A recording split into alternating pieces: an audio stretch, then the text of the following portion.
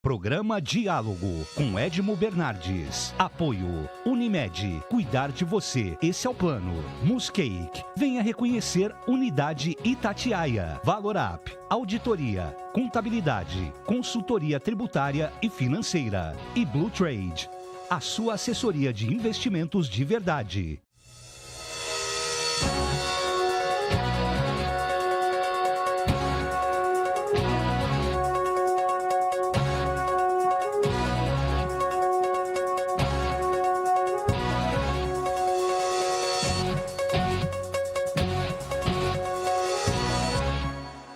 Olá, boa noite. Vamos aos fatos do programa de hoje. A Fabíola Medeiros e o professor Degrande, além da minha pessoinha, tem a honra de receber o doutor Moisés de Oliveira Lima Filho, que está aqui conosco. Doutor, muito obrigado por atender o nosso convite. Ele que vou ler aqui porque o currículo dele, eu vou falar uma coisa. Médico assistente doutor do Hospital das Clínicas da USP, Unidade de Cardiologia Intervencionista e coordenador da Unidade de Trauma e Emergência do Hospital da Unimed. Diretor do Serviço de Cardiologia Intervencionista dos Hospitais São Paulo, Beneficência Portuguesa de Ribeirão Preto. Eu vou parar porque senão o programa não continua, né, Fabíola? Você aqui, professor de vai longe. Mas eu vou começar logo aqui com o nosso doutor, Moisés.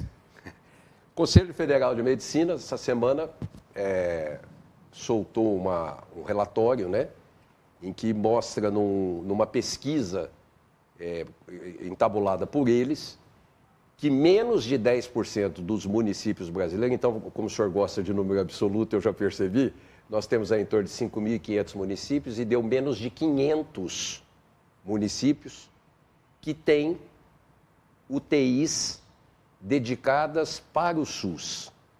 Ou seja, para os mais pobres no país, vão morrer, tem que morrer se tiver problema de saúde. É isso que eu posso entender nessa leitura, doutor? Não precisa falar nessa minha linguagem, não, viu? Fala na linguagem que o senhor quiser. Será que esses números são só do SUS ou é o geral? Não, só do SUS. Vocês têm noção quantos leitos tem aqui em Ribeirão Preto de UTI? Eu não sei. Assim, em torno de 200, contando tanto o privado, né? Pode ser o sistema assistencial privado, quanto os pacientes que vão ser atendidos pelo SUS. Mais da metade, em torno de 110, são do privado, 90 do SUS. Qual que é a relação que é ideal, em termos de... que é preconizado pela OMS? É um número meio amplo, né? A diferença é entre 1 e 3 leitos a cada 10 mil habitantes. Quer dizer, teoricamente, uma cidade de 10 mil habitantes precisaria apenas de um leito. Faz sentido ter uma UTI com um leito? Não. Então, na verdade, a gente tem que fazer uma leitura um pouquinho diferente. Se a gente colocar esses números em números... 10% só dos municípios brasileiros. Não, a gente tem que pegar uma região.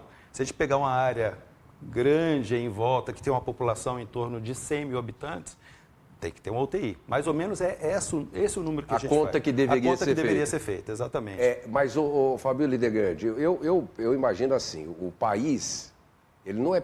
A gente já cansa de falar que o país não é pensado.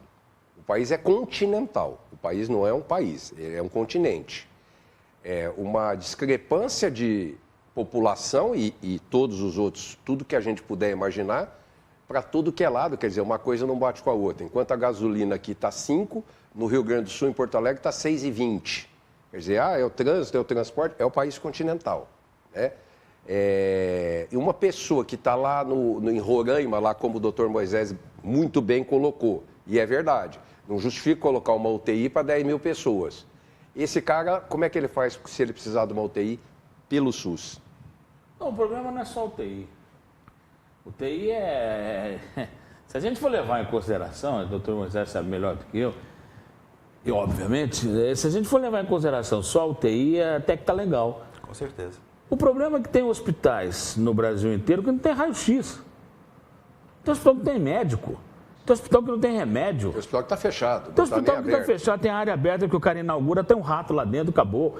Quer dizer, que UTI, rapaz? UTI já é o topo da pirâmide. Qualquer hospital vagabundo na América do Sul, Bolívia, rapaz, Paraguai, você entra num hospitalzinho e tem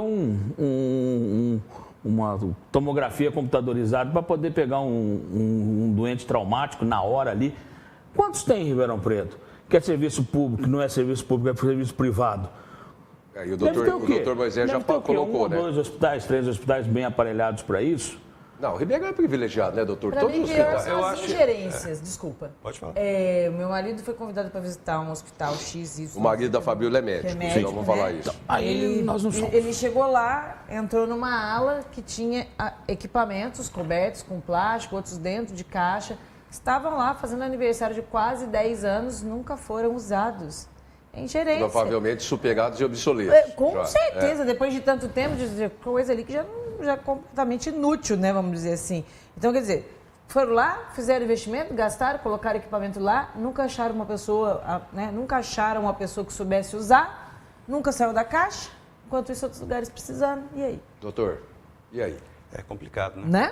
Ele chegou em casa muito revoltado. Porque o senhor deu um número interessante, né? Nós temos aí 200 leitos de UTI em Ribeirão Preto? Aproximadamente, isso contando só UTI de adulto, né? Se você pegar também UTI de criança, neonatal, pediátrico, aí ultrapassa isso. Naquela proporção que o senhor falou de 10 mil, então nós estamos dentro. Nós estamos bem. O problema é o seguinte, como a gente é núcleo da região, a gente atende uma população bem maior. Sim. E se a gente considerar que Ribeirão Preto recebe pacientes de outros estados... de outros países. Não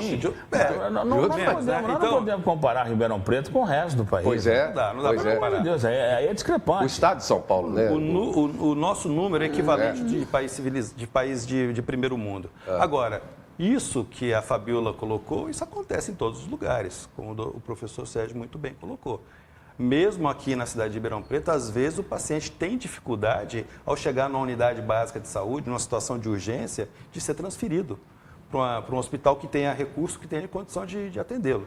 Essa é uma realidade, acho que nacional. Não existe, infelizmente, eu acho que em Ribeirão Preto até melhor, um procedimento padrão que seja de fluxo para esses pacientes. É complicado. Tem coisa muito mais grave. Eu dei entrada outro dia no UPA, eu precisava de um exame, que para o meu caso, eu estava travado, e aí um sujeito falou para mim assim, lá, olha, eu vou fazer o seguinte, não vou fazer um exame aqui para você, mas o exame que precisa para saber o que você tem... Não é aqui. Não, é daqui a 6 meses. Então, o lugar falou, obrigado. Então, foi ótimo, vamos lá. Tomei o remédio que precisava e fui fazer em outro canto. Porque não tem exame, meu amigo. Exame para o médico trabalhar. Exame. Nós estamos conversando de exame. Nós estamos falando de esparadrapo. Nós estamos falando de tesoura. Nós estamos falando de seringa. Nós estamos falando de copinho de café. Não tem. Não tinha aqui em uma unidade de Ribeirão Preto, não tinha copinho para dar água para o sujeito tomar remédio. Doutor, o senhor está como está? Desculpa, pode falar. Não. Não. O que isso significa? Condição inadequada de trabalho. Lógico, coitado do médico. Isso para o médico é terrível. Mas, por um outro lado, o senhor que está coordenador do Centro de Traumatologia, Ortopedia e Emergência do Hospital da Unimed, eu esqueci já o nome, já falei que eu esqueci o nome, a Marcela Ri. É um privilégio para Ribeirão Preto ter um centro desse que foi inaugurado recentemente, né? Exatamente. É um centro que conta aí com... eu vou falar de equipe, né? Uma equipe, fora a equipe de enfermagem completa, são 2 médicos emergencialistas, um cirurgião e um ortopedista especializados em cirurgia de trauma, em atendimento ao paciente de 24 trauma. horas. 24 horas. Não só trauma, emergência, as mais graves. Qual que é a recomendação que a gente faz?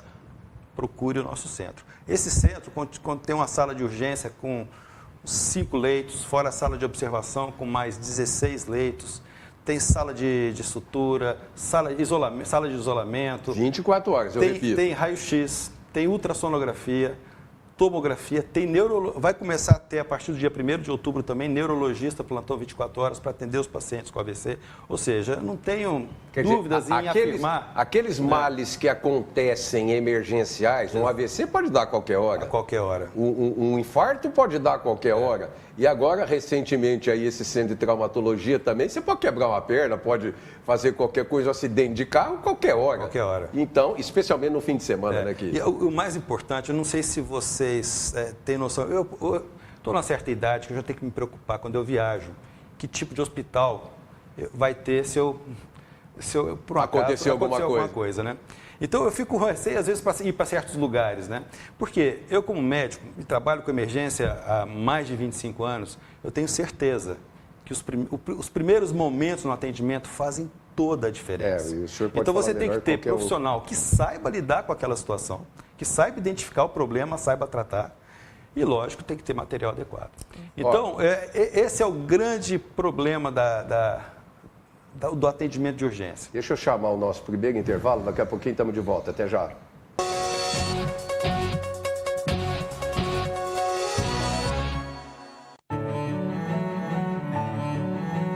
Fomos gerados na mais bonita das esperas. E ao nascer, ganhamos de presente a vida. Para desfrutá-la, é preciso apenas uma coisa: saúde. E colocarmos em prática a nossa vocação, que é cuidar. Hospital Unimed Ribeirão, um marco na saúde de todos nós. Hoje eu quero aquela brusqueta de pepperoni. Eu não vejo a hora de provar o confit de pato. Ou será que peço o risoto de carne seca, hein? E eu mereço brownie de sobremesa. Eu vou pedir a torta de chocolate com geleia de damasco. Nossa, a gente nem chegou e já tá pensando na sobremesa. O mousse cake da Itatiaia agora é My Mousse Cake. O mousse cake que você sempre amou, com tudo que você sempre pediu. Ter mais informação faz bem até para o seu bolso. Clube do Assinante à Cidade. Mais benefícios para quem está sempre bem informado. Saiba mais em clubedoassinante.jornalacidade.com.br. Assine já e aproveite. 0800 775 7575. 1924. O desafio está no ar.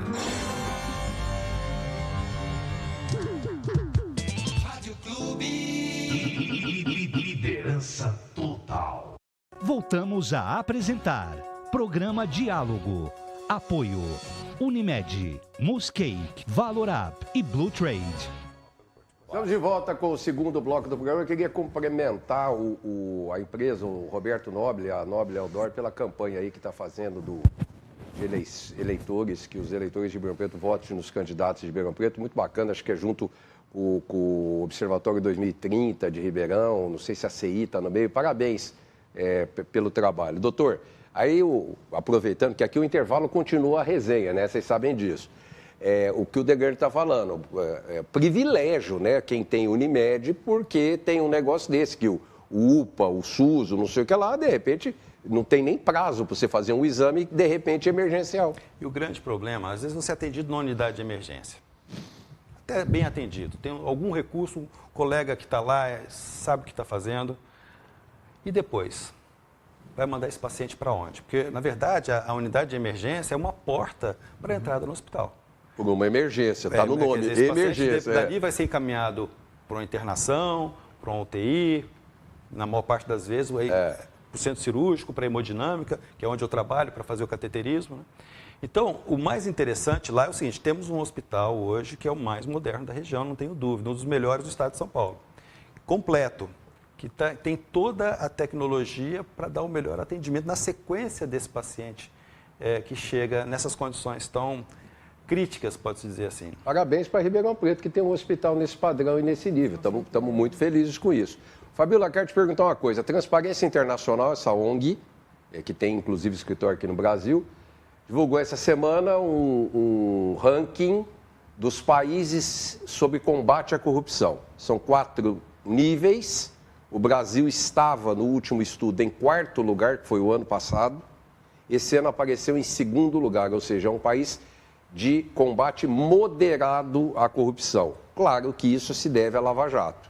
Quer dizer, daqui a pouco vão falar que o Brasil está no primeiro mundo. Mas você tem essa sensação de que nós estamos nesse patamar mesmo que a Transparência Internacional está falando da gente? Eu acho uma vergonha a gente estar num ranking desses. Quer dizer que tem muita corrupção para ser combatida. Se não tivesse corrupção, a gente não estava nem em primeiro lugar, nem em segundo, nem em terceiro, nem em quarto. O ideal era não estar aparecendo aí. Olha que legal, o Brasil não tem corrupção, a gente não está nesse ranking. Mas você está pensando que isso aqui é o quê? Suécia, Noruega? É o ideal, o duro, né? O duro são as proporções, né? Não, mas a Suécia está junto com a gente, no mesmo lugar. No mesmo piso, no mesmo piso. Patamar. Mas é bacana. Não, a gente está sentindo isso. Combater é uma coisa, manter é outra. Não adianta nada. Você vai lá, prende o cara, aparece um juiz, tchau, vai pra rua. A gente precisa ver o desdobramento desse barato aí. Por enquanto, tá bom, vamos lá, vamos prender, vamos atrás. A galera tá, né? Tá todo mundo com medo. até a página 2. Doutor, a gente pode relacionar esse problema da corrupção também à situação médica, né? Quer dizer, Degrande, a Fabíola estava falando, tem hospitais que estão com estrutura física pronta, sem abrir. Tem outros hospitais no Brasil com estrutura física pronta e equipamentos dentro, sem inaugurar. Outras UPAs e unidades de saúde no país, como o Degrande falou, com 6 meses para fazer o exame, sem esparadrapo e band-aid, sei lá o quê, para fazer um negócio e tal. Quer dizer, a corrupção também chega para afetar a saúde brasileira, né? Com certeza, não tem dúvida disso, né? Problema de gestão sério, né? E o mais interessante que quando começou o Mensalão, 10 anos atrás, quer dizer, há 10 anos, a gente só vê na imprensa o quê? Corrupção. Sobre corrupção. É impressionante isso. E isso afeta a gente diretamente, exatamente por isso que você falou. Agora, também tem a questão do material humano, né? Que não existe médico. Como não existe médico, né? Tem bastante médico no Brasil, o que ele está é mal distribuído. Sim. O programa que o governo faz para a saúde é um programa que é equivocado. Né? E abriu um número enorme de faculdades de medicina. E agora já está bloqueado? Já mas bloqueado por quanto tempo? Né? Antes de bloquear foram liberadas 4. E a qualidade desses médicos que vão chegar lá? Né? Porque você falou, não tem atendimento, não tem hospital. Mas tem um médico adequado que vai saber dar aquele tratamento? Fala aí a esposa do médico. Né? Acho bem complicado mesmo, até pela, como fala, a condução disso. Eu lembro de quando o Eduardo estudava, a gente queria sair para namorar, mas o cara estava estudando. E parece que a gente não vê isso hoje. A galera que está aí cursando faculdade dá a impressão que essa talvez galera... aí que tá. Você tem uma amostra, talvez, muito grande, quer dizer, pequena no universo muito grande. Então, vamos pegar e analisar o médico. O médico se forma, são 6 anos de faculdade de medicina. Só de faculdade. Depois ele vai. Eu fiz 5 anos de residência. Eu fiz clínica médica 1 ano, 2 de cardiologia e 2 de cardiologia intervencionista. Ou seja, eu demorei quase 10 anos para entrar no mercado. 11. Eu me preparei. 11 anos, é verdade. Quase 2 faculdades. Quer dizer, eu me preparei para entrar no mercado para poder atender bem, é verdade. Agora, será que isso ocorre com a maioria dos médicos? Eu tive o privilégio de formar em boas instituições, eu tive bons professores, eu tive uma ótima formação. E atua, inclusive, num hospital fantástico como o da Unimed e é auxiliar do adjunto do HC, Sem da Faculdade dúvida. de Medicina. Mas assim, qual que é a qualidade dos médicos que está sendo jogada no mercado? Aí, professor, vou fazer a pergunta para o senhor. Ele está dizendo, as faculdades são uma porcaria, e de fato a gente percebe que o são. E depois os caras não querem ir lá pro sertãozão. Eu posso fazer um... Claro, deve. Eu não falei que as faculdades são uma porcaria. Não, eu estou falando. Eu estou falando. Eu falei assim, porque existe um número grande de faculdades nesse país que não tem a mínima condição de dar formação médica, sequer informação. Porque para mim é uma vergonha, se tem a exigência de uma faculdade ter um anexo hospitalar, é a exigência da estrutura de uma faculdade de medicina. Tem faculdade de medicina que não tem esse anexo. O problema é o modelo que foi comprado, né? O modelo quer dizer, o modelo da assistência primária, eu acho que tem que existir. Tem que existir. Por exemplo, trazer médicos de Cuba. Eles não são médicos, são agentes de saúde. Você pode chamar o que quiser. Lá eles podem chamar de médico, enfim, o que eles quiserem, mas não são. A formação deles não é de médico, não é verdade? Agora, tem que dar acolhimento? Que eles dão, com certeza eles dão muito bem acolhimento, mas não é só isso, né? Você me deixa falar mesmo? Deixa, pode. Você deixa falar mesmo? Aqui, ó, depois das 10 da noite, meu filho. Meu amigo, você deixa eu falar? Não tem censura. O grande problema é quem está indo para a faculdade de medicina e por que está indo para a faculdade de medicina. Falar isso. 6 mil reais por mês. Conversa, meu amigo. Um cara que paga 13 mil reais por mês com a Mandic. Estou dando o valor da Mandic. 13 mil por mês. É uma faculdade de medicina. Aonde é isso? Em São Paulo. Né? É 13 mil reais. Campinas, né? Campinas. Existem faculdades de 8, 9, 10, é por aí. Quer dizer, esse cara, ele vai para fazer medicina para poder ser médico. É uma pergunta. Você é irmão de médico, de um médico. Qual é o ideal de ser médico? Ela é mulher de médico? Qual é o ideal de ser médico? Hoje, conversando com o doutor Sebastião dos Santos, que é um grande médico e professor lá da USP de Bauru, ele dizia claramente, outro dia chegou um sujeito no hospital que estava com o corpo cerrado. Ia para a sala de cirurgia. E os alunos ali. Ele falou, gente, chegou um caso. 2 quiseram ir, os outros disseram para ele, tá feio, não vou ver não. Quer dizer, tá feio, eu não vou ver? Cadê o interesse médico? É. Por quê? Porque são oriundos das classes A, B. Pergunta para o doutor. Se hoje tem especialista em talassemia. E não querem depois de formado ir para Chapuri. Ninguém quer mexer com talassemia, ninguém quer mexer com anemia falciforme, que é doença de pobre. Trabalhar com doença de rico, botar bundinha, botar narizinho, sei lá o quê, isso aí tá cheio de gente querendo. Deixa eu chamar o nosso segundo intervalo, daqui a pouquinho estamos de volta. Até já.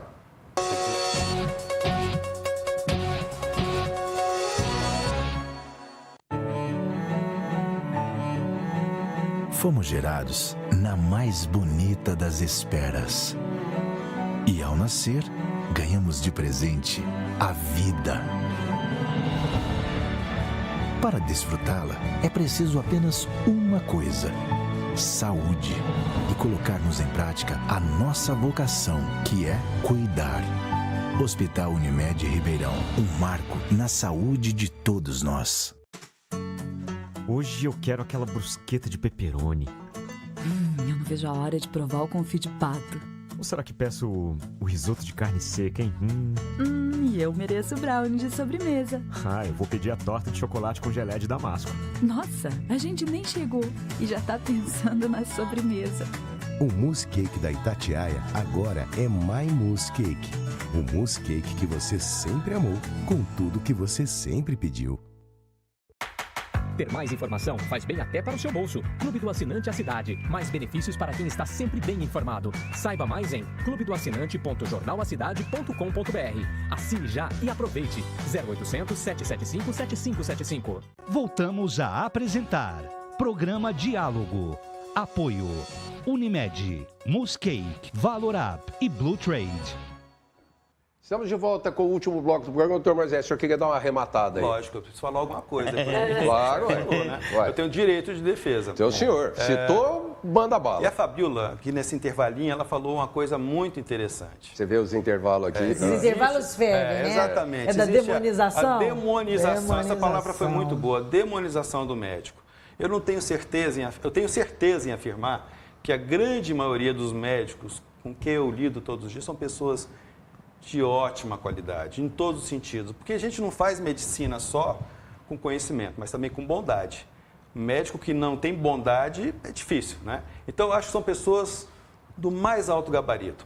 Uma coisa importante é o seguinte, lógico, como toda profissão tem os bons e maus profissionais. Então, eu tenho certeza que dentro da classe médica são pessoas muito bem intencionadas. É claro, existe. Agora, a gente tem uma certa dificuldade em entender essas gerações, né? Assim, às vezes a gente fica usando conceitos antigos da nossa geração para tentar avaliar esses meninos agora. Você tem razão. Só para falar uma coisa. Imediatismo. Hoje está todo mundo ali, né, teclando. Nós mesmos pegamos essa coisa. A Fabíola não gosta de teclar. Não, mas hoje, o que é o nosso celular? É o computador. Eu fico o dia inteiro mandando e-mail, respondendo, enfim. A gente não está entrando no WhatsApp, no Facebook. Um dia sem celular. Pois é, não tem jeito. Agora, um dia desse, já faz um tempinho, uma aluna estava lá teclando, dando aula. Eu falei assim, você quer fazer o favor de parar de teclar e prestar atenção? Doutor, eu estou anotando tudo que o senhor está falando. Tá, na minha época... Você crente que ela estava combinando de ir para os jogos. Na minha época, o professor pegava o apagador e fazia assim, exatamente, na sua testa. Quer dizer, eu quero deixar claro o seguinte, o que eu estou falando aqui, e é muito interessante, o doutor tem toda a razão, nós não vamos generalizar. Eu estou dizendo, existem, claro, pessoas altamente interessadas, gente que vai para o mercado porque gosta do mercado, talvez seja até a maioria. Mas, aproveitando exatamente essa ideia de eu quero ser médico a qualquer custo, abriram essas faculdades de má qualidade e o aluno acaba sendo vítima desse processo. E quem falou que as faculdades são de má qualidade, doutor, é o Conselho Federal de Medicina. Que isso fique muito claro. Bom, isso é verdade. Ao invés de generalizar, coronelizar ou sargentalizar, vamos continuar o programa, porque eu tenho que botar um outro tema aqui no negócio, que é o tema do ministro Dias Toffoli assumir a presidência do Supremo Tribunal Federal. Eu gostei da cara do Degrande. Começa você, então. Pronto, eu não vou nem falar Dias nada. Toffoli, você conseguiu. É o seguinte, se ele... Para um pouquinho, tem dois Dias Toffoli. Tem o Dias Toffoli, que é o Dias Toffoli do PT e tal, e o Dias Toffoli, que foi ministro. Como ministro, como ele trabalhou direitinho, ele não foi mal não, viu? Teve bom senso, fazia colocações interessantes. Tomara que esse continue. Agora, aquele outro não. Ô, Fabiola, eu não sei se o Degrande bebeu para gravar o programa. Esse bom senso dele foi lutar para não ter prisão em segunda instância e, para só lembrar mais o último ato dele, às 18 horas da tarde, ele foi assumir a presidência às 8h30. Às 18 horas, ele tirou o manteiga da mão do Sérgio Moro.